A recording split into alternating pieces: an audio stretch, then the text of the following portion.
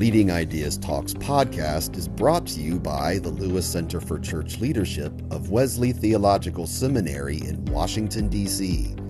Subscribe free to our weekly e-newsletter, Leading Ideas, at churchleadership.com/leadingideas. Your voice matters. The Lewis Center is conducting a short survey, and your input will shape the future of how we train and support church leaders. Whether you're clergy, laity, or staff, your opinion matters. The survey only takes 10 minutes to complete. Just click the link in the description or visit churchleadership.com/survey and help us imagine the future of church leadership together. Again, that's churchleadership.com/survey. And remember, to stay up to date with the latest church leadership strategies and information, please like and subscribe to this channel and click the bell icon to get updates for new videos. How can a struggling congregation be transformed into a thriving multicultural ministry center? In this episode, co-pastors Beth and Nelson Neal share how Colmore Church was transformed through shared space, mutual respect, creative collaboration, and intentional relationships. Their story demonstrates how transparency, flexibility, and mission alignment can revitalize ministry and serve as a model for holistic community engagement. Welcome to Leading Ideas Talks, a podcast featuring thought leaders and innovative practitioners. I'm Jessica Anschutz, the Interim Director of the Lewis Center for Church Leadership, and I am your host for this Leading Ideas Talk. Joining me are Beth and Nelson Neal, co-pastors of Colmore Church in Falls Church, Virginia. Thank you, Beth and Nelson, for taking the time to speak with me today about cultivating partnerships among congregations, worshiping in Colmore Church and the surrounding community. It's great to be here. It's great to be here. Thank you. Nelson, you have been serving at Colmore Church for 10 years. Where was the congregation when you arrived? When we first arrived, we were really glad to see the diversity of the congregation. We had people from many, many countries, Central, South America, Africa, Asia. In all, there were around 7 different languages spoken. Even better, it was a very cohesive group of all of these different cultures. And there was this beautiful legacy from the previous pastors going all the way back to Pastor Stephen Rhodes, who actually wrote a book about it called Where Nations Meet, Church in a Multicultural World. He was, in fact, named the Distinguished Evangelist of the United Methodist Church in 1997.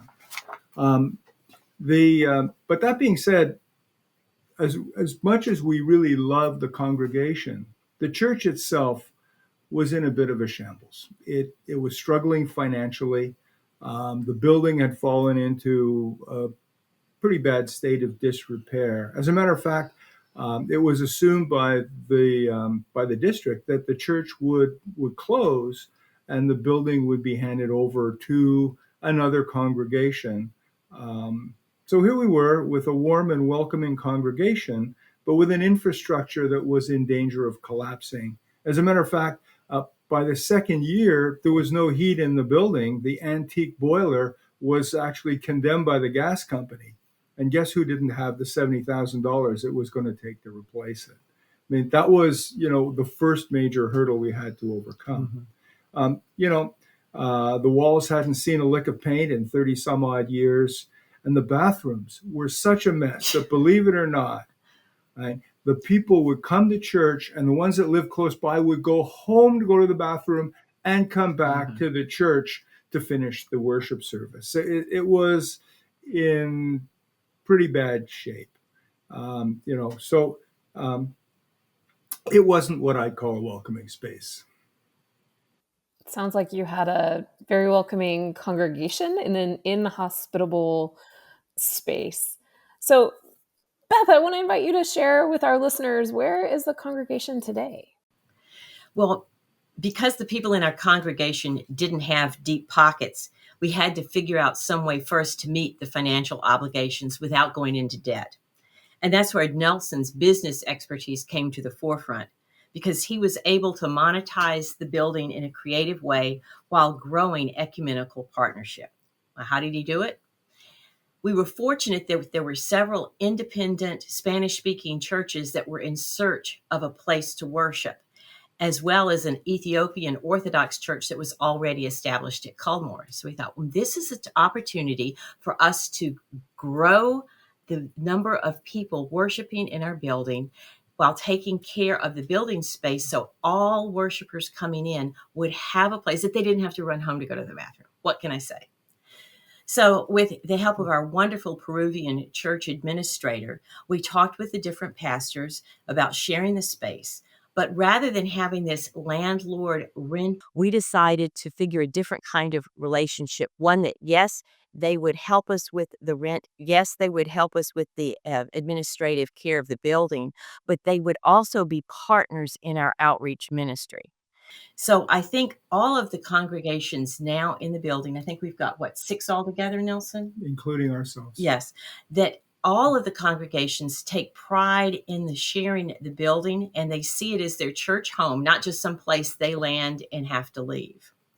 And now, because of the nature of the relationship between us as the anchor church and the other churches, we do have this true sense of partnership and social interaction as well. Because the other congregations also didn't have deep pockets, but they did have expertise in caring for buildings.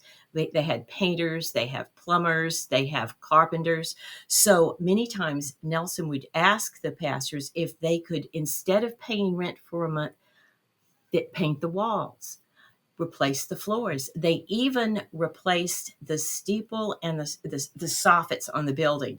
No mean thing. So we've ended up, without having to go into debt, having a building now that looks really nice and inviting for all of the warm congregations that are worshiping in that building. That's really wonderful. Nelson, I'd love to hear some more about how you work to cultivate those partnerships with the other congregations worshiping in your space. It really all begins with transparency and mutual respect, and a deep-seated empathy for the needs of the people that are coming into the building. If you treat them as mere renters, then they will be mere renters. But from the very, very beginning, we treated them as partners, and we were very concerned with what they needed, when they needed it, where they needed to be. And oftentimes that meant actually making physical changes to the building itself.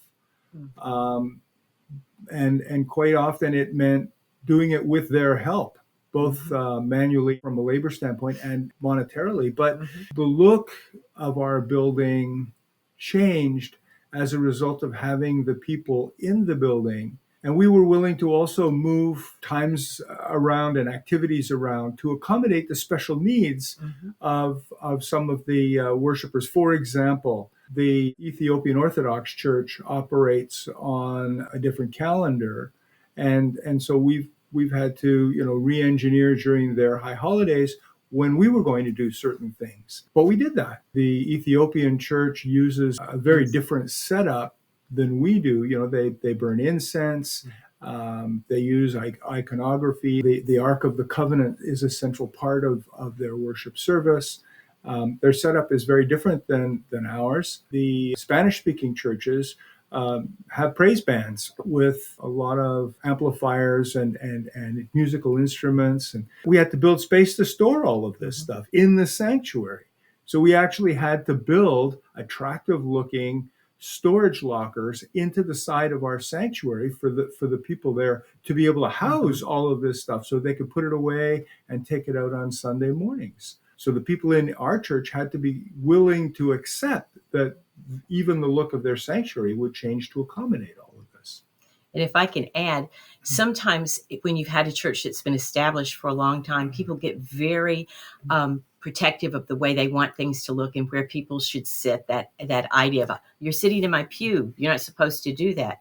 Well, we have to all be a little flexible and be willing to change the way we see things in the church so that we make space for everybody. And then one other thing we've done to cultivate the partnerships is to do joining group activities. For example, we do an annual Thanksgiving dinner for the community and invite all the people in the neighborhood to come. And then the different congregations will have different groups that will provide entertainment. We have the Bolivian dancers. We have the Zumba people, because there's a Zumba class there too. We have the kids come out and sing. And then the various pastors will greet the people, because that annual Thanksgiving dinner is primarily Latino. But everybody comes together, everybody volunteers to help. So it's not like one particular group is, quote, the ones doing it. It's a joint effort. And we've also had the Ethiopian Orthodox Church has their kids come in from time to time and sing for us. I mean, who doesn't like to hear kids sing? So all of these ways that we get the congregations together socially helps build those connections that make us really cohesive. We've stood up a pastor's council. So we sit down together as pastors, and we meet to talk about what our churches are doing as outreach in the neighborhood, and we try to do it as one community church. A good example of this is at one of our food pantries that Culmore sponsors. One of the Latino ministers is always there helping out, and members of his church come in and serve as volunteers to hand out the food products to the different families. There's almost 200 families that show up to receive free produce once a month. And that's done not only by the Culmore people, but by the people in the other churches. The other thing is we regularly meet one-on-one with the pastors of the different churches to talk about their ministry and to talk about what's happening with their ministry. How can our churches be closer together? What are their needs, and how can we as a group better help to enable and fulfill those needs? And a lot of times we tend to think about outreach means for community service that I give to you and you receive and say thank you and go away. But rather than that approach, because again, many people in all of our different congregations are in need themselves. So by them coming and volunteering, then at the end, they also can receive the food pantry items. We have a Mason and Partners, this free clinic that operates in our building, thanks to George Mason University. And this, again, is a place that all of the people in our community, many of them need this themselves. So by willing to assist, they are giving and receiving. So people don't feel like, poor me, you're up here, I'm down here. No, it's together we are working for the good of our community. One of the things that we really want to be, in spite of our relatively small size as a Methodist congregation, is a relative presence in the community that we serve. And, we have stood up 3 separate food ministries, one in conjunction with the National Capital Area Food Bank, one in conjunction with Grace Ministries, which is a Methodist charity, and one in cooperation with the LDS Church. In addition to that, we have, as Beth mentioned, a free medical clinic, and we have an ESL program. Now, these aren't operated by our church, right, but they're hosted in our church, and members of our church and other churches go there and serve as volunteers to help enable these programs, which is something that we can do, although we don't necessarily have the horsepower to lead these particular ministries. We just recently have the Just Neighbors have decided to set up a legal counselor to counsel people on immigration rights, in the event that they should be challenged. And that person will be sitting there on Thursdays during the MAP clinic. That's all part of us being identified as a community service hub by by Fairfax County. I am really impressed with all that you have done, not only to restore the property and the building, but to truly make it a space where all are welcome and all can use it. And you alluded to the fact of the need to be open to changes. Even the look of the sanctuary had to change to accommodate storage for stuff for some of the other congregations. What steps have you taken to help people be more open to the other, whoever that other may be? Because we are such a diverse congregation, I think people intuitively already know how it feels to be the other because they are the other in different situations. So I have seen our congregation reach out organically when people come in the door, regardless of how they're dressed, regardless of the ethnicity. I see them welcoming all. We have people again from the neighborhood that come in. We always have lunch after our service, and everybody comes in and we give them some sandwiches. We have time to talk, and we don't have to assign greeters because again, they do it on their own from the heart authentically. One of the things that happened early on in our ministry is two of the churches got together and said, we like the fellowship hall, but it needs paint. If you supply the paint, we'll supply the labor. So we bought a couple of buckets of paint. They brought a great big cauldron of vegetable soup, stuck it on the stove, and there were about 20 of us that showed up. And, in 2 nights, we painted the sanctuary from front end to last. The same church a year later came in and repainted the narthex and the sanctuary and fixed the roof. Well, when our people walked in the next day after this work was done and saw what had happened and were told who did it, all of a sudden their minds became much more open to having, other people in the space that they had traditionally considered their own. Yeah. You have such a wonderful story to share, but I know that all of this has not been easy. So I'm curious about what challenges you faced along the way and how they have been addressed. I would have to break that down into a couple of different areas. So the first area would be the interpersonal part of making sure that everybody got along with everybody else. And I can remember one council meeting where somebody said, yeah, sometimes it just doesn't feel like my church anymore. And I tripped up and said, well, do you remember being in college? Who here was in college and lived in a dorm? And a couple of people put their hands up. I said, well, so when you had a roommate, I said, you couldn't just throw your stuff around wherever you wanted it. I said, you had to take your roommate into consideration. I said, so folks, we can't afford a single room. We have to have roommates. So, we just have to be able to share. And this message came across and came across and came across. There's an old saying, I'm French Canadian. We have this saying that the more you hammer a nail, the deeper it goes. You consistently gave this message of we need to share our space, because if we don't share our space, we won't be able to use the space. And that eventually became part of how we live, to understand that these people aren't just impinging on our space, they're enabling us to enjoy the space. So that was the first part. The second part was financial. And so there had to be a tremendous amount of transparency with our own congregation, showing them how much we had, how much we spent, where our money came from, and how valuable all of this was. But we also had to share that with the people who share the building with us, so that the people who were sharing with us understood how much their contribution was necessary and valued to the ongoing maintenance and success of our cooperative ministry. And those two things were really foundationally important. And third happened during COVID, when people who stopped using the building stopped paying us any money, but the expenses continued on through.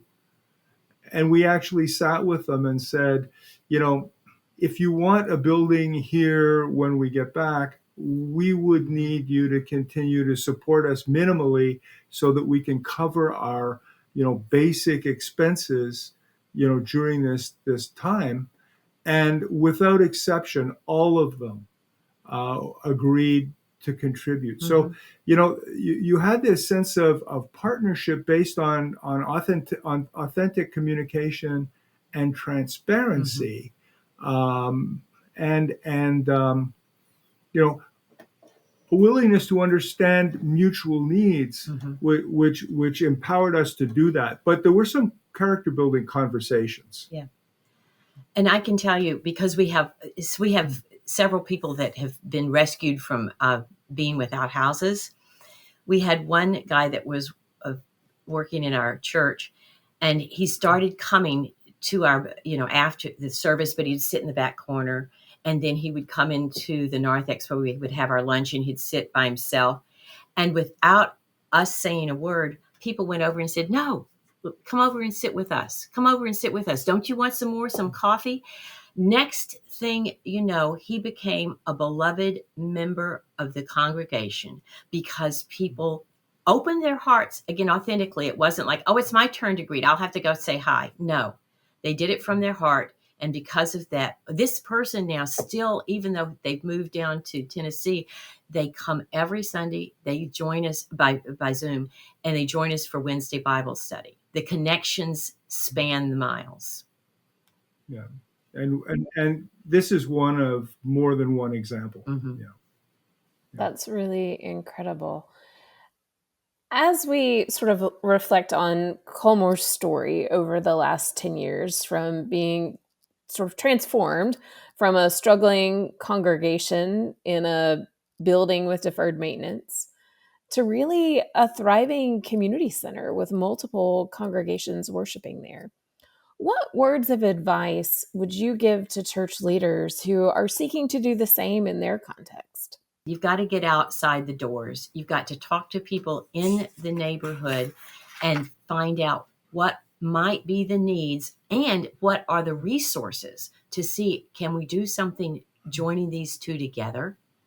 Can you make space for people that are different from you? And I think the qualities that come to the forefront are like having that desire to be cooperative, being humble, not saying, "You poor people, we have so much to offer. What can we do for you?" But to say, we are here as all of us as Christ's disciples. How can we grow the church? Having that empathy for each other, letting them feel empowered, not disempowered, also can help grow the congregation. That's really wonderful. Beth and Nelson, I have so enjoyed our conversation today. But we need to bring it to a close. So I want to ask you as we wrap up, what is your hope for congregations as they seek to engage their communities? I would hope, first of all, that they seek to find the needs of the community around them, so that, however they choose to partner with others in the community, they can be relevant in the space that they inhabit. That's the first thing. The second thing that I would do is say, understand what the culture is within your church, and the willingness within your church to be willing to embrace, certain changes that might take place, and then partner with people with whom you are aligned. We were very focused on outreach, mission, and building disciples of Jesus Christ. We weren't so concerned that they be United Methodist disciples. We just wanted disciples. And so, for example, when the Boys and Girls Club left us, we had a whole bunch of space. We made a conscious decision not to ask another preschool or youth enterprise to come into our building to replace that space in revenue. We chose to have churches come in, because the churches are aligned with our mission of making disciples of Jesus Christ. And therefore, we ended up with a church full of people who were bringing new people to Christ. And so that sense of alignment is crucially important. So I would say, people, transparency, authenticity, your own willingness to partner, and then be aligned with the people that you choose to bring in. One little point I'd raise too is when you open your space and invite people in that have mission work, that have worship, that feel is part of moving forward, building disciples of Christ, you end up with a building full of people morning, noon, and night, and the community can look and say, what's going on there? I see people going in that building all the time. One other thing that has been really wonderful and uplifting to see, because our church is in the middle of a very difficult area, as I mentioned, a lot of gang activity, drug activity, etc. Because we offer services for the community, because we offer them their de facto community center where they can do quinceañeras, they can have celebrations, we have found this much graffiti, this much vandalism, they leave the building, they respect the building. Yeah, they do. They do. And they respect the people in it. Yes. I've never felt unsafe. Right. What an incredible story. Thank you, Beth and Nelson, for sharing it with us today. Thank you. It's been a pleasure to be here. Thank you you for so having much. Thanks for joining us for Leading Ideas Talks. Please like and subscribe to this channel and click the bell icon to get updates for new videos.